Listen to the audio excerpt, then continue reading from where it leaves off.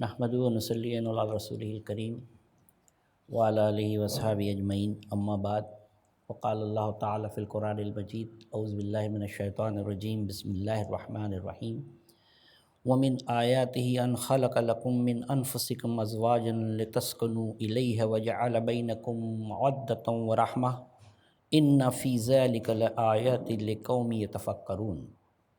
वक़ाल अल्लाहु तआला लक़द कान लकुम फ़ी रसूलिल्लाहि उस्वतुन हसना। मोहतरम बुज़ुर्गों, दोस्तों और साथियों, अस्सलामु अलैकुम व रहमतुल्लाहि व बरकातहू।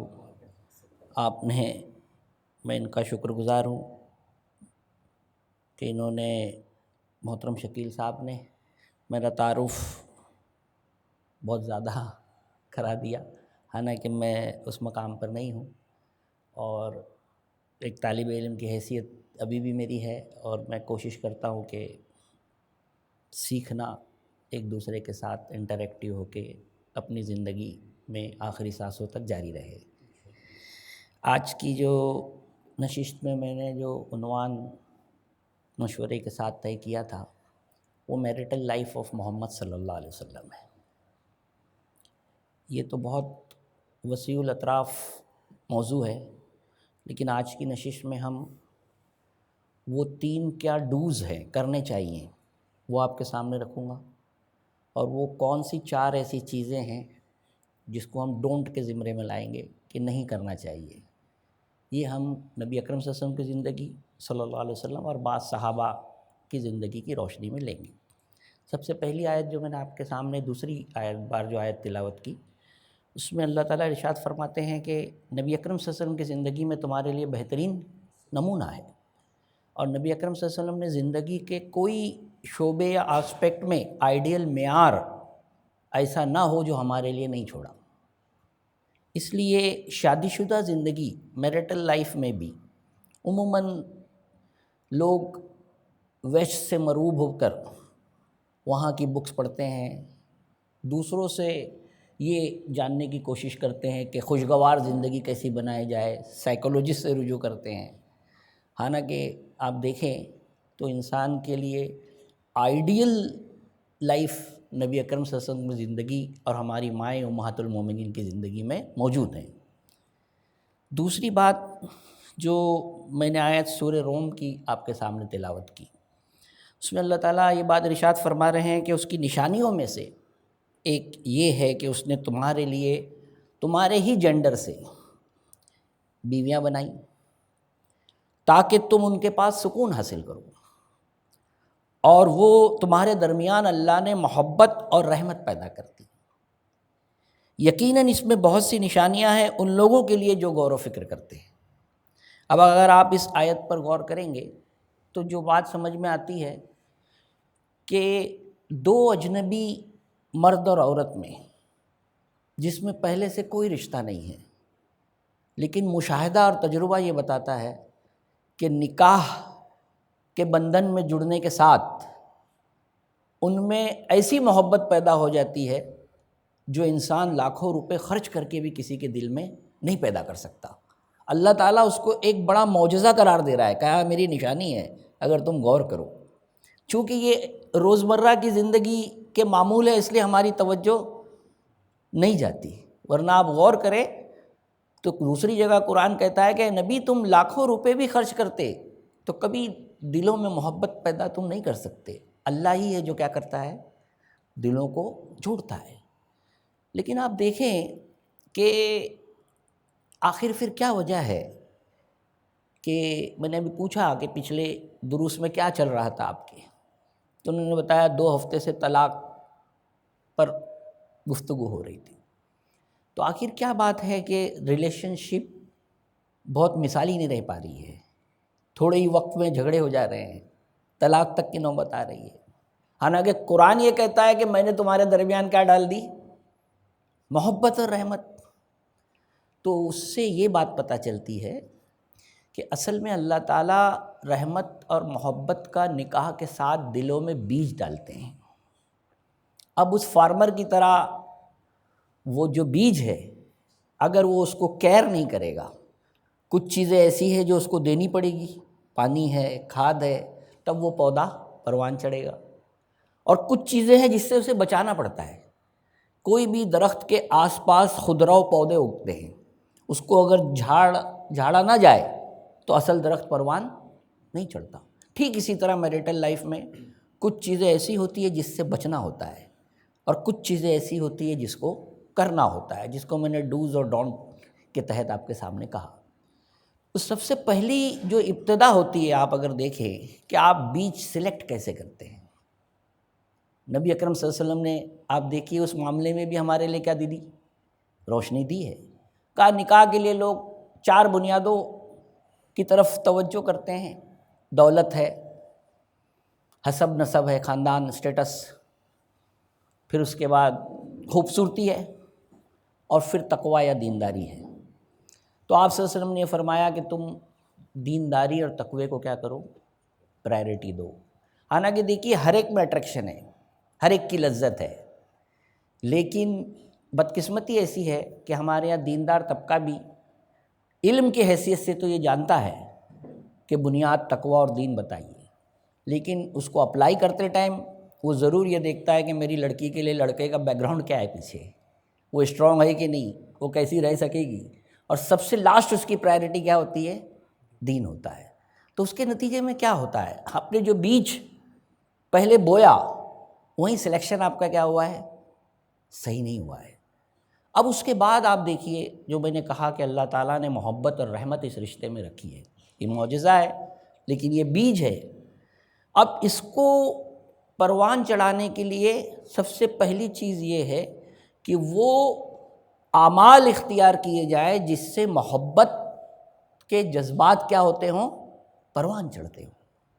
عام طور پر لوگ کیا کہتے ہیں کہ بھائی ہمارے دل میں محبت ہے، مگر آپ دیکھیے محبت اپنا اظہار چاہتی ہے۔ نبی اکرم صلی اللہ علیہ وسلم کی زندگی میں آپ دیکھیں تو آپ نے محبت کا اظہار کرنا اپنی بیویوں کے ساتھ سکھایا ہے۔ جیسے آپ دیکھیے بیوی کے لیے یہ کہا کہ جب گھر میں شوہر داخل ہو تو وہ مسکرا کر اس کا کیا کرے، ویلکم کرے۔ اور نبی اکرم صلی اللہ علیہ وسلم جب گھر میں جاتے تو روایت میں آتا ہے کہ اپنے دانتوں کی صفائی کرتے ہوئے داخل ہوتے، یعنی اپنے منہ کی بدبو سے دوسری اپنے پارٹنر کو تکلیف نہ پہنچے۔ تو آپ یہ دیکھیے کہ اس کو دور جدید میں لینگویج آف میرج کہا جاتا ہے، کہ ایک دوسرے کے ساتھ میاں اور بیوی اپنی محبت کے اظہار کے لیے کیا الفاظ اور کیا بیہیویئر کو اپنائیں جس سے محبت کیا ہوتی ہے، پروان چڑھتی ہے۔ اب دیکھیے سیدنا عائشہ رضی اللہ تعالیٰ عنہ جب نبی اکرم صلی اللہ علیہ وسلم گھر میں آتے تو ایک روز آپ کے پسینے مبارک کے جو قطرے تھے وہ موتیوں کی طرح چمک رہے تھے۔ تو سیدنا عائشہ رضی اللہ نے فرمایا کہ اللہ کے رسول، لوگوں کا سورج تو دن میں نکلتا ہے، لیکن میرا سورج رات میں گھر میں طلوع ہوتا ہے۔ یعنی آپ صلی اللہ علیہ وسلم کی تعریف کے ساتھ استقبال کیا تو آپ صلی اللہ علیہ وسلم اتنا خوش ہوئے اور کہا عائشہ رضی اللہ تعالیٰ آج میں تم سے اتنا خوش ہوں جتنا اس سے پہلے کبھی خوش نہیں ہوا تھا۔ اس سے یہ پتہ چلتا ہے کہ محبت کے الفاظ کا اظہار، پاور آف ورڈز بہت بڑی چیز ہوتی ہے۔ یہ ہمارے پیغمبر نے، نبی نے ہمیں سکھایا ہے، لیکن ہم اس کے استعمال کو کتنا کرتے ہیں اس پر سمجھنے کی ضرورت ہے۔ آج کل ہو یہ گیا ہے، میں یہاں تو نہیں بولوں لیکن خاص طور پر ایشیا میں، عورت کچن کے ایپرن کے ڈریس میں شوہر کا کیا کرتی ہے، استقبال کرتی ہے۔ حالانکہ اللہ کے رسول صلی اللہ علیہ وسلم نے کہا ہے کہ شوہر کا استقبال کیا کرو، خوش اسلوبی کے ساتھ کرو۔ اور وہ تیار کس کے لیے ہوتی ہے، باہر کی پارٹیوں کے لیے تیار ہوتی ہے، حالانکہ اسے تیار کس کے لیے ہونا چاہیے، شوہر کے لیے۔ اسی لیے سیدنا عائشہ رضی اللہ تعالیٰ عنہ جس کے ہاتھ میں مہندی لگی ہوئی نہ دیکھتی تو ان کو کہتی کہ ایسا تم نے کیوں کیا، یہ کیوں سکھایا ہے؟ اس لیے کہ شوہر کے مورل کی حفاظت عورت کی ذمہ داری ہے، اخلاق کی۔ اب اگر عورت یہ نہیں کرے گی تو کارپوریٹ ورلڈ میں جو مرد کام کرتا ہے وہاں تو بنٹھن کے لڑکیاں آتی ہیں، اور ابلیس کے زہریلے تیروں میں نظر سب سے زہریلا تیر ہوتا ہے، وہ اس کو اپنی طرف کیا کرتا ہے، اٹریکٹ کرتا ہے۔ کیونکہ بیوی اپنے اندر جو اٹریکشن ہمارے پیغمبر ہماری ماؤں نے سکھایا وہ اپنے شوہروں کے لیے نہیں کرتی، جس کے نتیجے میں بہت بار ایسا ہوتا ہے کہ اخلاقی طور پر کیا پیدا ہوتا ہے، خرابی۔ تو پہلی چیز جو ہے کہ محبت کی لینگویج اور بیہیویئر، یہ ہم کو نبی اکرم صلی اللہ علیہ وسلم کی زندگی سے سیکھنا چاہیے، جو میں نے چونکہ آدھا گھنٹے میں پوری بات نہیں کہی جا سکتی، اسی لیے میں مختصر کر رہا ہوں۔ نہیں ابھی شروع کیا، اصل میں لیٹ ہوا تھوڑا جی۔ اب دوسری بات یہ ہے کہ محبت جو ہوتی ہے نا، وہ دوسرے پر نثار ہونا سکھاتی ہے، اپنے آپ کو ایثار کرنا سکھاتی ہے۔ محبت کا جذبہ دینا سکھاتا ہے، لینا نہیں سکھاتا، یہ بات یاد رکھیے۔ اسی لیے آپ دیکھیے کہ نبی اکرم صلی اللہ علیہ وسلم کی ہماری ماں خدیجہ رضی اللہ تعالیٰ عنہ، ایک بار مکہ میں ایک قافلہ آیا اور آپ اس کی کچھ مدد کرنا چاہتے تھے، جبھی نبوت سے سرفراز آپ نہیں ہوئے تھے، تو آپ کا دل بہت غمگین ہو کر آپ گھر میں آئے۔ تو سیدنا خدیجہ نے دیکھا تو کہا کیا بات ہے؟ تو کہا ایسے لوگ آئے اور میں ان کی مدد اے خدیجہ نہیں کر سک رہا۔ تو انہوں نے کہا کہ آپ کچھ رشتہ دار میں ذمہ دار تھے، سردار کو، ان کو بلائیے، اور اپنے صحن میں اپنا پورا جو دینار درہم اور جو تھے وہ لا کے رکھ دیا، اور سب کو کہا کہ تم گواہ رہنا، آج سے میں نے یہ محمد کو صلی اللہ علیہ وسلم دے دیا ہے، یہ جس طرح چاہے اس پر کیا کریں، تصرف کریں۔ آج کسی عورت کے بارے میں آپ اچھا سوچ سکتے ہو، وہ کہیں گی کہ پاگل ہو گئے، لیکن یہ رویے نے جو خدیجہ رضی اللہ تعالیٰ عنہ کی محبت نبی اکرم صلی اللہ علیہ وسلم کے دل میں بٹھائی کہ مرنے کے بعد بھی اس کو نہ بھول پائے۔ اور اللہ روایتوں میں آتا ہے کہ ایک بار سلام سیدنا خدیجہ رضی اللہ تعالیٰ کو کیا کیا ہے، بھیجا ہے۔ اسی طرح آپ دیکھیے کہ شوہر بھی بیوی کے لیے جب محبت میں نچھاور ہوتا ہے تو خود کا مزاج نہ ہو پھر بھی اس کے لیے ایثار کرتا ہے۔ اب آپ دیکھیے کہ حبشیوں کے کھیل دیکھنے میں نبی اکرم صلی اللہ علیہ وسلم کو کیا دلچسپی ہو سکتی ہے، لیکن سیدنا عائشہ رضی اللہ تعالیٰ عنہ کہتی ہے کہ میں آپ کے کندھے مبارک پر اپنا سر رکھی تھی، اب آپ صلی اللہ علیہ وسلم تھک جا رہے تھے، بار بار ایک پیر سے دوسرے پیر پہ کر رہے تھے، مجھ سے کہتے تھے بس، میں کہتی تھی نہیں اللہ کے رسول اور دیکھنا چاہتی ہوں۔ پھر وہ خود وجہ بتاتی ہے کہ میں ایسا کیوں کر رہی تھی، وہ کہہ رہی تھی کہ میں یہ دیکھنا چاہتی تھی کہ میرا مقام نبی اکرم صلی اللہ علیہ وسلم کے پاس کیا ہے۔ دیکھیے عورت کی جو نفسیات ہے نا، وہ شوہر کو آخری عمر تک لٹمس ٹیسٹ سے گزارتی رہتی ہے، یعنی وہ الگ الگ اس کی ادائیں الگ ہوتی ہے، لیکن دیکھنا چاہتی ہے کہ شوہر کتنا مجھ سے لگاؤ رکھتا ہے۔ یہ ہمارے ماں اور ہماری نبی نے ہمیں یہ سکھایا ہے۔ اسی لیے آپ دیکھیے کہ ہم لینگویج میں بھی، جو میں نے شروع میں ایک بات کہی تھی آپ سے کہ سیدنا عائشہ کو حمیرہ کہہ کے پکارتے تھے۔ اب حمیرہ کے معنی جانتے ہیں کیا ہے؟ سرخ و سفید، جس کو انگریزی میں ہم کہیں گے پنکی۔ تو اپنی بیویوں کے لیے ایسا لفظ استعمال کرتے جس سے وہ کیا ہو جائے، خوش ہو جائے۔ یہ ہمارے نبی نے سکھایا۔ تو اسی طرح آپ دیکھیے کہ یہ تیسرا جو آسپیکٹ ہے اس میں کہ محبت آپ نے اندھی نہیں سکھائی۔ اللہ کی محبت پر ہمیشہ سب محبتیں اللہ کی محبت پر کیا رہتی تھی، غالب رہتی تھی۔ آپ اپنی پیاری بیوی کے ساتھ لحاف میں ہیں سیدنا عائشہ کے، اور جیسے ہی مؤذن کی فجر کی اذان کی آواز آتی آپ لحاف کو کیا کرتے تھے، جھٹک دیتے تھے۔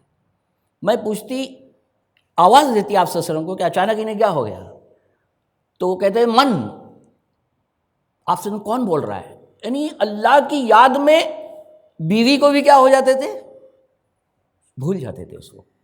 میں کہتی آپ پیار سے عائش بھی کہتے تھے سیدنا عائشہ، میں کہتی تھے عائش، تو آپ کہتے تھے من عائش۔ بظاہر ہم کو لگتا ہے نا کہ یہ کوئی نعوذ باللہ ایکٹ ہے، لیکن نہیں میرے بزرگ اور ساتھیوں، اللہ کی محبت جس کے دل میں ہو وہ بیویوں سے بھی محبت کرتا ہے تو اس کے شیڈ میں کرتا ہے، اس لیے کہ اللہ تعالیٰ نے یہ بات کہی ہے کہ میں نے محبت اور رحمت تمہارے دل میں کیا کر دی ہے، ڈال دی ہے۔ تو یہ چیز کے بعد تیسری چیز جو ضروری ہے کرنے کی، وہ یہ ہے کہ آپ صلی اللہ علیہ وسلم محض صرف لینگویج، بیہیویئر محبت کا نہیں، بلکہ گھر میں کوآپریٹیو شوہر تھے۔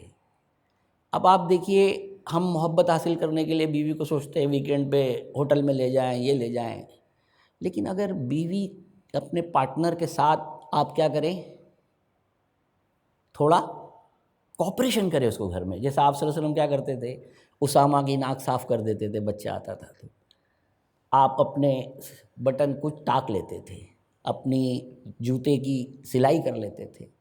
یہ جو عمل ہے کوپریشن کا، یہ کوپریشن کا عمل کتنا ہے، ایشیا میں تو اس کو معیوب سمجھا جاتا ہے، یہ سمجھا جاتا ہے کہ عورت کے ساتھ کیا ضرورت ہے، اس کی ذمہ داری ہے، مرد کیوں کرے یہ کام، لیکن حقیقی محبتیں اس سے کیا ہوتی ہے، پیدا ہوتی ہیں، ایک کوپریٹیو شوہر انسان رہے۔ تو یہ جو بات پر آپ اگر غور کریں تو یہ 3 چیزیں میں نے وہ بتائی جس کے کرنے سے میاں بیوی کی ریلیشن شپ میں کیا ہوتا ہے، محبت میں اضافہ ہوتا ہے، بڑھتی ہے۔ پھر اسی طرح 4 چیزیں میں نے یہ بتائی۔ ایک بات اور اہم جو میں نے یہ ڈوز میں جو کرنا چاہیے وہ یہ ہے کہ آپ اپنی بیویوں کی دینی تفقہ اور تفکر کی بہت فکر کرتے تھے۔ روایتوں میں آتا ہے کہ فجر اور تہجد کے درمیان جو وقفہ ہوتا تھا، آپ سیدنا عائشہ رضی اللہ تعالیٰ عنہ کو مختلف انبیاء کے قصص واقعات، یہ اسی کا طفیل ہے کہ آپ سے سیکنڈ یا تھرڈ غالباً آپ روایتوں میں سیدنا عائشہ کا مقام ہے، اور تفقہ میں تو بعض صحابہ پہ بعض معاملے میں آپ فوقیت رکھتی ہیں۔ یہ نبی اکرم صلی اللہ علیہ وسلم کی دینی فکر کے نتیجے میں تھا۔ میں اپنی بیوی کے لیے کتنا فکر کرتا ہوں، میں اس کے لیے کتنا دین کے حوالے سے فکر مند ہوں۔ عموماً شادی کے ابتدائی ایام میں لوگ گلیمر میں رہتے ہیں، ہنی مون مناتے ہیں، ادھر جاتے ہیں، لیکن جو سٹارٹنگ پیریڈ رہتا ہے جس میں اس کا رجحان سیٹ ہو دین کا، وہ ہم سے نہیں، کمزوری کا ظہور ہوتا ہے۔ جو لوگ اس میں کامیاب ہوتے ہیں ان کی آگے تک لائف کیا ہوتی ہے، بہت اچھی گزرتی ہے۔ اب اس 4 پوائنٹ پہ آتا ہوں جو ہمیں نہیں کرنے چاہیے۔ اس میں سب سے پہلی چیز کہ دین کی تعلیم کے اعتبار سے اگر آپ دیکھیں کہ ایک جو بڑا نفسیاتی گیپ ہوا ہے وہ فقہ کی تعلیم کی وجہ سے ہوا ہے۔ ہمارے لیے اصل ماڈل، جیسا میں نے شروع میں کہا، اللہ اور اس کے رسول کی زندگی ہے۔ ہم فقہ سے استفادہ کریں گے، لیکن اگر وہ اس ماڈل سے کہیں ٹکراتا ہو تو ہم کو غور کرنا چاہیے۔ آپ اگر دیکھیے کہ ہوا کیا ہے کہ بیوی کا سینٹر پوائنٹ شوہر ہوتا ہے نا، وہ گھر میں آتی ہے، اگر جاب والی بیوی نہیں ہے، ہاؤس وائف ہے، تو اس کا سینٹر پوائنٹ کون ہے، شوہر ہے۔ اور ماں کا سینٹر پوائنٹ بچہ ہوتا ہے۔ اب ہوتا کیا ہے عملاً کہ جب شادی ہوئی تو پہلے بچہ آتے کے ساتھ چائے اور کھانا کس سے مانگتا تھا، ماں سے مانگتا تھا، اب کس سے مانگے گا، بیوی سے۔ اب وہ ماں کو کیا لگتا ہے کہیں نہ کہیں کہ یہ آنے کے بعد میرے بچے کے رویے میں کیا آ گئی، تبدیلی آ گئی۔ اب اس میں اصل قصوروار کون ہے، لڑکا ہے۔ ہونا تو کیا چاہیے کہ بیوی سے یہ کہتا کہ ہم تینوں کے لیے چائے بناؤ، ہم مل کر بیٹھ کے کیا کریں گے، پئیں گے، ایک پرائیویسی بھی ہو اور ایک کلیکٹیونیس بھی ہو، دونوں کو بیلنس کرنے کا کام کس کا ہے، شوہر کا ہے۔ اسی لیے آپ دیکھیے کہ نبی اکرم صلی اللہ علیہ وسلم نے یہ بات بھی فرمائی کہ شوہر کے ماں باپ یا بیوی کے ماں باپ دونوں کے لیے، لڑکا اور لڑکی کے لیے مثل ماں باپ کی طرح ہے۔ لیکن ہوتا کیا ہے کہ ساس بہو کو بیٹی کا درجہ نہیں دیتی تو بیٹی ساس کو ماں کے مقام پر نہیں لیتی۔ ہم لوگ کونسلنگ کرتے ہیں، ایک کیس کونسلنگ میں یہ آیا تھا کہ ایک ساس یہ کہہ رہی تھی کہ میری بہو میری طرف توجہ نہیں دیتی، تو اس سے یہ پوچھا گیا کہ جب وہ بیمار، تمہاری بچی جب بیمار ہوتی ہے تو تم کیا کرتی ہو؟ تو کہا کبھی اس کے سر بھی دبا دیتی ہوں، پیر بھی دبا دیتی ہوں۔ تو بولے کیا بہو بیمار ہوتی ہے تو ایسا کرتی ہو؟ تو بولے نہیں کرتی ہوں۔ تو بولے پھر وہ تم کو ماں کیسے سمجھے گی؟ یہی مسئلہ بہوؤں کا بھی ہے۔ اگر آپ غور کریں، دیکھیے شریعت یا قانون نے فقہ کے یہ اجازت تو دی کہ بھائی ایک بیوی شوہر سے پوچھ کے باہر جا رہی ہے، لیکن گھر میں ماں باپ بھی تو ہیں۔ اب وہ یہ سمجھتی ہے کہ میں نے اپنے شوہر سے پوچھ لیا، میرا کام مکمل ہو گیا، قانونی طور پر اس نے کیا کر دی، ذمہ داری پوری کر دی۔ لیکن شادی بیاہ کے رشتے 1+1 کے فارمولے سے چلتے ہیں، 2 - 1 کے فارمولے سے نہیں چلتے۔ گھر میں جو بڑا ہوتا ہے اس کو محبت سے ایک بار آپ بولو امی میں نے میرے شوہر سے پوچھی میں باہر جانا چاہتی ہوں، دیکھو ماں کا دل کیا ہو جائے گا، خوش ہو جائے گا۔ لیکن بڑوں کا یہ احترام اور رسپیکٹ قانونی جو ذہن بن گیا، اس کی وجہ سے کیا ہوا، متاثر ہوا۔ یہاں تک کہ ایک بہو اپنی ساس کی خدمت کرنے سے بھی کیا کرتی ہے، جی چراتی ہے۔ وہ کیا کہتی ہے، لڑکے کی ذمہ داری ہے۔ یہ فقہ نے کہا، جب بغداد بہت عروج پر تھا تب فقہ ڈیولپ ہوئی۔ اب اس کے اندر یہ ہوا کہ 4 بیویاں، کئی لونڈیاں، تو ایک کو 2 نوکر ہے تو دوسرے کو بھی 2، یہ فیصلہ ہوتا تھا۔ لیکن آج آپ دیکھیں گے کہ فقہ میں یہ لکھا ہوا ہے کہ پکا ہوا کھانا دینا شوہر کی ذمہ داری ہے۔ اب آپ مجھے بتائیے کہ ایک جو 20,000 روپیہ کمانے والا شوہر کیا پکا ہوا کھانا بیوی کو کھلا سکتا ہے؟ اب میں ایسے لوگوں کو یہ کہتا ہوں، آپ اہل علم ہے، ہو سکتا ہے میری کہیں غلطی ہو، کہ سیدنا فاطمہ رضی اللہ تعالیٰ عنہا جو مشکیزہ اٹھاتی تھی، جو ہم سنتے ہیں چکی کیا کرتی تھی، آٹے کی پیستی تھی، یا اسماء بنت ابی بکر، حضرت زبیر جو تنگی میں تھے تو گھوڑا صاف کرنا بہت بڑا مشکل کام ہوتا ہے، وہ کرتی تھی۔ تو کیا نعوذ باللہ سیدنا علی رضی اللہ تعالیٰ عنہ ایکسپلائٹیشن کر رہے تھے سیدنا فاطمہ کا، جو اللہ کے رسول خاموشی سے دیکھ رہے تھے؟ تو میاں بیوی کے رشتے ایسے نہیں چلتے۔ میاں بیوی کے رشتے میں تو ایک دوسرے پہ میں نے بتایا نا، ایثار اور قربانی کا رشتہ ہوتا ہے، قانون کی بنیادوں پہ یہ رشتے نہیں چلتے۔ یہ چیزوں سے بچنا چاہیے ہمیں اس ڈونٹ میں۔ اور دوسرا ڈونٹ میں جو بچنا چاہیے، جو آج کے دور میں شک ہے، دیکھیے ایک ٹرانزٹ پیریڈ میاں بیوی میں ہوتا ہے، جو شروع میں ایک دوسرے کو سمجھنے کی کوشش کرتے ہیں۔ ویسٹ نے تو شادی کے پہلے ہی ایک دوسرے کو سمجھنے کے لیے آزادی دے رکھی ہے، جس سے بڑے مسائل پیدا ہوتے ہیں۔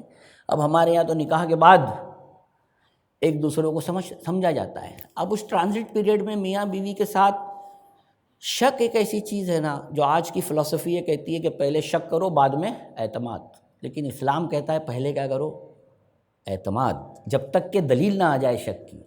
یہ بنیاد ہے۔ اس لیے آپ دیکھیے جو موبائل ہے، اب پرائیویسی کا ایسا تصور دے دیا کہ بھئی یہ شوہر اور بیوی کی پرائیویسی کے خلاف ہے کہ دونوں ایک دوسرے کے موبائل میں ایکسیس کر سکیں۔ کیا کہتے ہیں معلوم ہے، یہ ہماری پرائیویسی ہے، تم کیسے دیکھ سکتے ہو؟ آپ غور کیجئے، میں یہ نہیں کہتا کہ شوہر کو تجسس کر کے یا بیوی کو تجسس کر کے تلاش کرتے رہنا چاہیے کیا اندر ہے، مگر جب دونوں ایک دوسرے کے لیے اوپن ہو تو شک کے دروازے کیا ہو جاتے ہیں، بند ہو جاتے ہیں۔ قرآن کیا کہتا ہے، دونوں ایک دوسرے کے لیے کیا ہیں، لباس ہیں۔ لباس سے کوئی زیادہ ایک دوسرے کے قریب ہو سکتا ہے؟ اتنی زیادہ دونوں کے اندر، ان دونوں کا رشتہ تو شقیقہ حدیث میں آیا ہے۔ لکڑی جس طرح جڑی ہوئی ہوتی ہے، اس کو جب چیرو تو 2 الگ ہوتی ہے، یہ میاں بیوی کے رشتے کو کہا گیا ہے۔ تو ایسا یعنی ایک قالب، 2 جان ایک قالب والا رشتہ ہوتا ہے، تو اس میں کیوں یہ گیپ ہے؟ تو یہ جو شک کی بنیادوں کو کم کرنے کے لیے دور جدید میں اس پر بھی غور کرنے کی میاں بیوی ریلیشن میں ضرورت ہے، جو مطلب میں نے آپ کے سامنے اس تعلق سے بتایا۔ تیسری چیز یہ ہے کہ دیکھیے ڈیمانڈز جو ہیں شک میں ایک بات اور کہوں گا کہ یہ ایسا ضروری نہیں ہے کہ ٹرانزٹ پیریڈ میں ہوتا ہے، یہ کبھی بھی شیطان خون میں دوڑتا ہے، پیدا کرتا ہے۔ ایک بار نبی اکرم صلی اللہ علیہ وسلم جنت البقیع میں گئے تو سیدنا عائشہ رضی اللہ عنہا نے دیکھا کہ آپ نہیں ہیں یہاں، تو ان کے دل میں کچھ خیال آیا، یعنی وہ کہیں دوسری بیوی کے ہاتھ نہیں گئے، تو وہ باہر گئیں، تو دور دیکھا تو یہ آپ دعا فرما رہے تھے، تو پھر جب آپ اٹھے تو یہ تیز قدموں کے ساتھ گھر پر آئیں، تو تیز قدموں سے آنے کے پر کیا ہوتا ہے، سانس پھولتی ہے۔ تو آپ صلی اللہ علیہ وسلم نے یہ کہا کہ جب گھر میں پہنچے تو عائشہ کیا بات ہے یہ رضی اللہ تعالیٰ عنہ، کیا تمہارے ذہن میں شیطان آ گیا تھا؟ یہ الفاظ ہے۔ اب آپ دیکھیے کہ اس پہ جواب جو انہوں نے دیا وہ یہ دے دیا کہ کیا آپ کے نہیں ہیں؟ اب آپ دیکھو ہمارا جیسا شوہر ہو تو ایک تھپڑ لگا کے بیوی کو کیا کرے گا کہ مجھ کو تم کیا کر رہی ہو؟ لیکن آپ صلی اللہ علیہ وسلم نے دیکھیے ایگو کو ڈیولپ نہیں ہونے دیا۔ کیا کہا معلوم ہے؟ ہاں اللہ نے اسے مسلمان کر دیا ہے جو جن میرے اندر تھا۔ اب یہ روایت کتنی صحیح غلط لیکن سیرت میں یہ بیان کی جاتی ہے۔ اب اس کے بعد آپ دیکھو کہ ایک اور چیز جو اہم ہوتی ہے وہ یہ ہوتی ہے کہ کون سی، جیسا رشتہ دار جو ہمارے ہوتے ہیں، رشتہ دار خاص طور پر بھائی، اردو میں اس کو اکثر جمال یار کہتے ہیں سالے کو، تو بھائی کے معاملے میں، اپنے گھر والوں کے معاملے میں عورت کچھ سننے کو کیا کرتی ہے، ریئیکٹ کرتی ہے۔ اب اگر آپ صلی اللہ علیہ وسلم کے تربیت یافتہ صحابہ کی زندگی میں دیکھیں تو کیا تھا کہ اسماء بنت ابی بکر کی لڑکی تھی وہ رملہ، اس کے جو بھائی تھے عبداللہ بن زبیر رضی اللہ تعالیٰ عنہ، ان کے اور ان کے شوہر میں کچھ کیا تھی، تلخی تھی۔ تو ایک دن گھر پہ آتے ہیں تو بہت کیا ہو جاتا ہے، ایگریسو ہو جاتے ہیں۔ اب آپ جانتے ہو کہ بیوی کے بھائی کو آپ نے کچھ کہا تو بہت ہنگامہ ہوتا ہے گھر میں، لیکن وہ خاموش ایک جگہ بیٹھی رہتی ہے رملہ۔ جب وہ چلے جاتے ہیں عبداللہ بن زبیر تو ان کا شوہر ان سے پوچھتا ہے کہ میرے کو اتنی باتیں کہی اور تم نے کچھ نہیں کہا؟ تو دیکھو وہ کیا جواب دیتی ہے، حالانکہ ہونا تو یہ چاہیے تھا کہ تم نے ایسا کہا ایسا کہا، تو یہ جواب دیتی ہے کہ ہم تو، اللہ نے ہم کو پھول کی طرح بنایا ہے، ہمارا کام یہ ہے کہ آپ ہمارے پھولوں سے کیا ہو، لطف اندوز ہو۔ ایک چیز اس پہلو پہ سے سمجھ میں کیا آتا ہے، دیکھیے اس نے کیا جواب دیا اور کس طریقے سے ایک ایسی چیز کو جس میں ریلیشن کیا ہو سکتے تھے، خرابی پیدا ہو سکتی تھی، اس کے اندر محبت کو، اور وہ خوش ہو گئے ان کے شوہر۔ یعنی آپ اندازہ کیجئے کہ ایک بات کا بتنگڑ بن سکتی تھی، اس پر انہوں نے کیا کر دیا، جو جواب دیا۔ یہ ہم کو اللہ کے رسول اور صحابہ کی زندگی سے ملتا ہے۔ دو بات کہہ کر پھر اپنی بات ختم کروں گا۔ ایک اور ڈونٹ میں چیز یہ ہے کہ کچھ غلطیاں نیچرلی عورت سے ہوگی، تو آپ صلی اللہ علیہ وسلم سے پوچھا گیا کہ میں اپنی بیویوں کو کتنی بار معاف کروں، تو آپ نے فرمایا دن میں 70 بار معاف کروں۔ بعض روایت میں غلام کا ذکر ہے، بعض میں عورت کا ذکر ہے۔ اور قرآن میں سورہ تغابن میں کیا کہا، وَإِن تَغْفِرُوا وَتَصْفَحُوا وَإِن تَعْفُوا وَتَصْفَحُوا وَتَغْفِرُوا، یعنی ان کے ساتھ جو رویہ بیویوں کے ساتھ بتایا گیا، جب یہ کہا گیا کہ تمہاری دشمن ہے تو اس کے بعد کیا کہا گیا کہ ان کے ساتھ ہمیشہ اگنور کا معاملہ کرو، ان کے ساتھ کیا کرو، صفحے کو پلٹ دیا کرو۔ تصفحو ایسا نہیں ہے کہ ذہن میں وہ غلطی کو کیا رکھو، ہمیشہ زندہ رکھو، وہ تغفروا اور ڈھانپ دیا کرو۔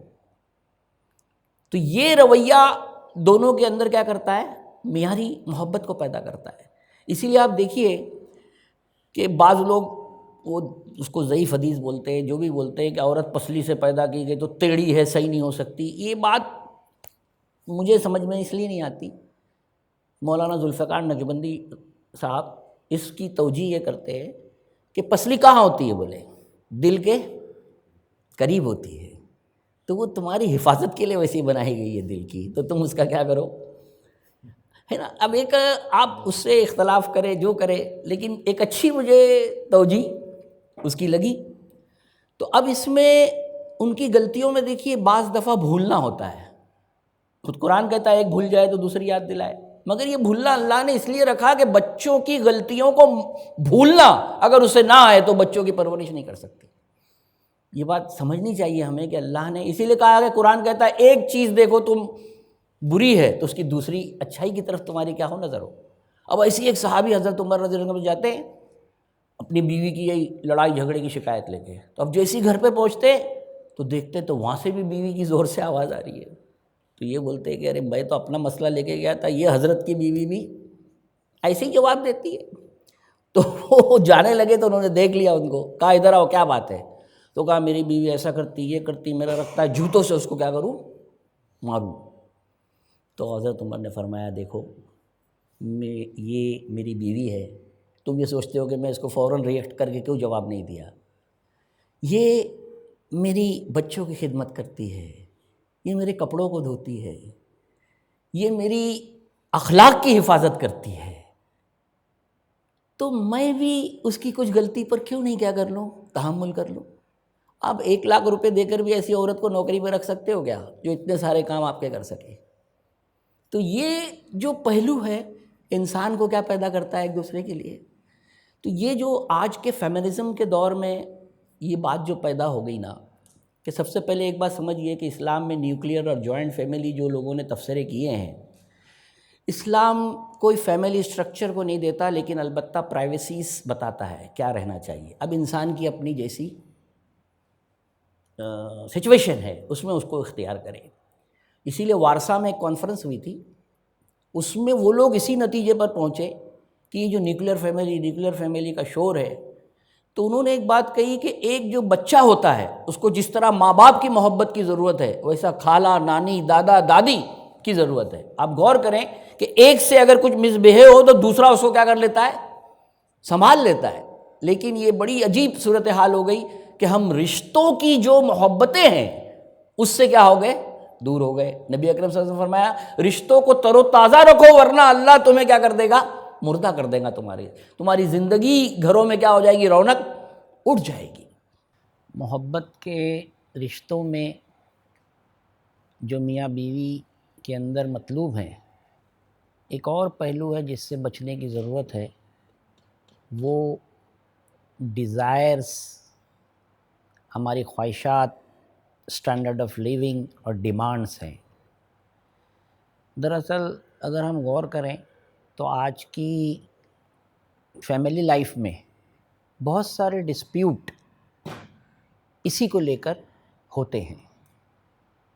نبی اکرم صلی اللہ علیہ وسلم کی زندگی میں اگر ہم دیکھیں تو حضرت صفیہ رضی اللہ تعالیٰ عنہ، جو ہماری ماں اور آپ صلی اللہ علیہ وسلم کی اہلیہ تھی، ایک سفر میں ان کا کھچر یعنی سواری پیچھے رہ گئی، تو انہوں نے نبی اکرم صلی اللہ علیہ وسلم سے اصرار کرنے لگی کہ مجھے نئی سواری دلاؤ، اور اس وقت آپ صلی اللہ علیہ وسلم کے حالات برابر نہیں تھے، تو ان کے منانے پر بھی نبی اکرم صلی اللہ علیہ وسلم سیدنا صفیہ راضی نہیں ہوئی۔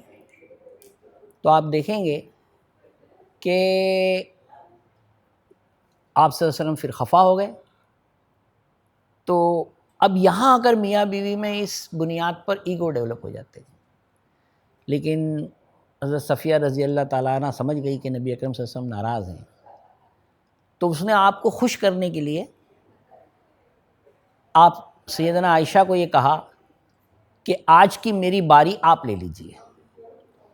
تو جب سیدنا عائشہ صفیہ کی جگہ اپنی باری کو لیا تو آپ صلی اللہ علیہ وسلم بھی عدل والے تھے، انہوں نے کہا کہ آج تمہاری باری نہیں ہے، تو انہوں نے کہا کہ اللہ کا احسان ہے جسے اللہ عطا کرتا ہے۔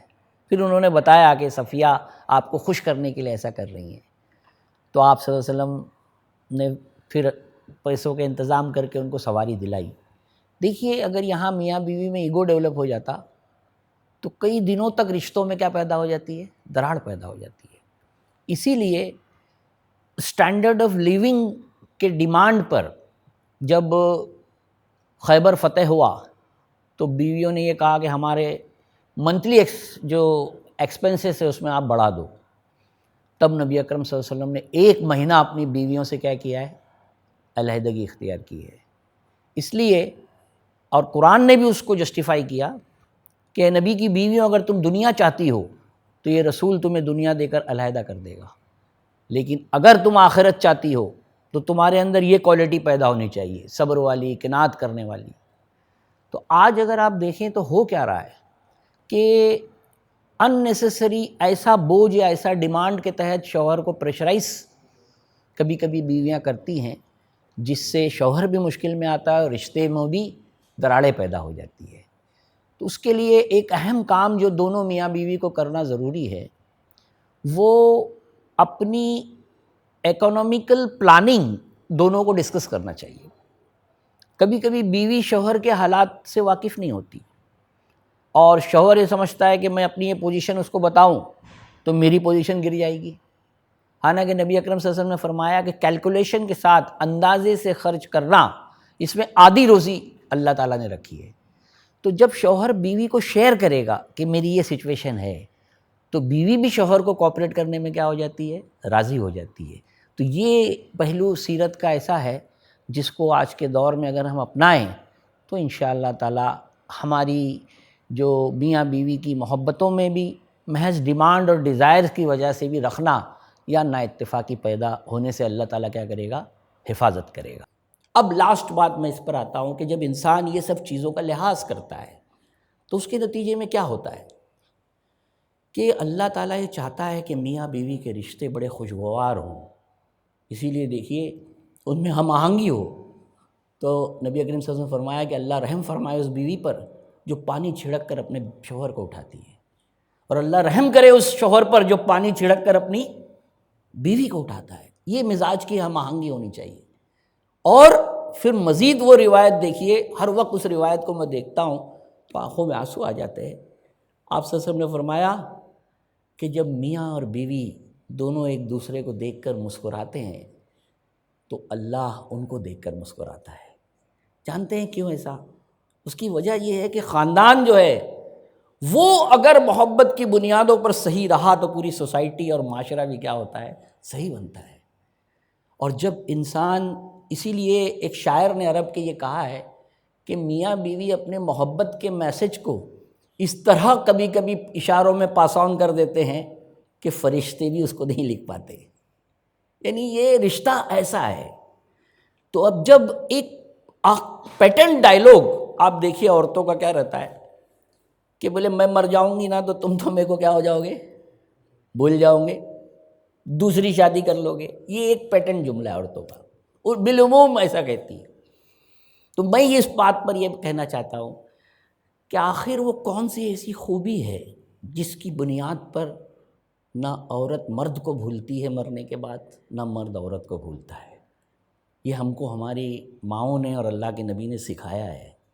آپ دیکھیے سیدنا عائشہ رضی اللہ تعالیٰ عنہ سے جب یہ پوچھا گیا کہ ماں ہمیں اللہ کے رسول کا سب سے حسین عمل بتائیے، آپ کی آنکھوں میں آنسو آ گئے۔ آپ نے کہا کہ میرے محبوب کا کون سا عمل حسین نہیں تھا؟ پھر اسی طرح آپ دیکھیے آپ صلی اللہ علیہ وسلم سے کتنی بڑی تھی سیدنا خدیجہ، تو لیکن ان کے انتقال کے بعد ہر وقت جب گھر میں گوشت کٹتا تو اپنے ہاتھوں سے کاٹ کے بوٹی کر کے ان کی سہیلیوں کو کیا کرتے تھے؟ بھیجا کرتے تھے، اور زبان سے ہر وقت ختیجہ ایسی تھی، ختیجہ ایسی تھی۔ تو سیدنا عائشہ نے ایک بار کہہ دیا کہ آخر اس بوڑھی خاتون میں ایسا کیا ہے کہ جو آپ اس کو نہیں بھول پاتے؟ تو آپ کا چہرہ سرخ ہو گیا۔ آپ نے کہا عائشہ ختیجہ وہ ہے کہ جب لوگوں نے مجھ پر ایمان نہیں لایا اس نے مجھ پر ایمان لایا۔ ختیجہ وہ ہے جب لوگوں نے مجھے ٹھکرایا اس نے مجھ کو اپنایا۔ ختیجہ وہ ہے جب میں مال سے محروم تھا اس نے اپنے مال سے مجھے کیا کیا؟ میری مدد کی۔ ختیجہ وہ ہے جس کے ذریعے اللہ نے مجھے کیا دی؟ اولاد دی۔ تو یہ دیکھیے نہ شوہر بھول پا رہا ہے، بولنے کو تو حسن میں کیا ہے، بوڑھی خاتون ہے، اور نہ بیوی شوہر کو بھول پا رہی ہے۔ اور حد یہ ہے کہ ہم میں سے کتنے لوگ ایسے ہیں جن کو اپنے بیوی کے ہار کا ڈیزائن معلوم ہو۔ شوہر کیا کرتا ہے معلوم آپ کو؟ پیسے دے دیتا ہے، جاؤ لے کر آؤ۔ ایک میمن فیملی تھی، وہ ایسا ہی تھا، وہ 1 لاکھ روپے دے دیتا تھا، 2 لاکھ روپے دے دیتا تھا، جاؤ شاپنگ کرو ڈرائیور کے ساتھ۔ لیکن میاں بیوی میں جمتا نہیں تھا، وہ کاؤنسلنگ کے لیے آئے تھے، تو اس کو یہ مشورہ دیا گیا شوہر کو کہ تم خود خرید کر ایک چیز کیا کرو، بیوی کو دو۔ اب اس نے ایک انگوٹھی لایا، بولنے کو وہ تو اس سے زیادہ مہنگا چیز خریدی تھی، لیکن پورے ایریے میں اس نے شور کر دیا میرے شوہر نے میرے لیے کیا لایا ہے؟ تحفہ لایا ہے۔ یہ جو پرسنل ٹچ ہے محبت کے، یہ آپ کو اللہ کے رسول کی زندگی میں دکھے گا۔ جب سیدنا ختیجہ کا ہار ان کی بیٹی نے بھیجا ان کے شوہر کو چھڑانے کے لیے بدر میں، دیکھو ہار کو پہچان لیا آپ صلی اللہ علیہ وسلم نے۔ ہم میں سے معلوم نہیں ہم کتنا پہچان پائیں گے بیویوں کے ہاروں کو۔ اور آپ کی آنکھوں میں آنسو آ گئے۔ آپ نے صحابہ سے اجازت طلب کی کہ آپ اجازت دو تو میں انہیں لوٹا دوں، تو ان کے ہار کو کیا کر دیا؟ لوٹا دیا۔ تو میرے بزرگوں اور ساتھیوں، میاں بیوی کے جو ریلیشن شپ ہے یہ اس معیار پہ بننا چاہیے کہ صرف دنیا میں نہیں بلکہ آخرت میں بھی یہ جوڑا ہمیں اللہ تعالیٰ کیا کر دے؟ عطا کر دے۔ یہ صرف حیوانی رشتہ نہیں ہے، یہ وہ رشتہ ہے جو اللہ چاہتا ہے کہ قرآن میں اللہ فرماتا ہے وَأَمَّا مَنْ أُوتِيَ كِتَابَهُ بِيَمِينِهِ فسوف یحاسب حسابا یسیرا، پھر دیکھو کیا آتا ہے وینقلب الی اہلہ مسرورا، اپنے گھر کی طرف وہ خوشی خوشی اپنے نامہ اعمال کو کیا کرے گا، لے جائے گا۔ تو کیا میں اپنی بیوی کے لیے یا بیوی اپنے شوہر کے لیے یہ جذبات رکھتی ہیں؟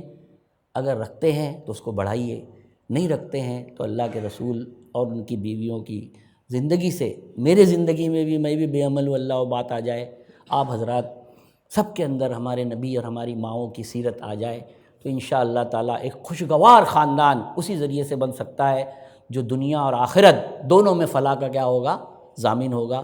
میں معذرت کے ساتھ کہ آپ عالم دین ہیں، میں تو ایک طالب علم ہوں، ان کا وقت میں نے لے لیا، اس لیے معافی چاہتا ہوں۔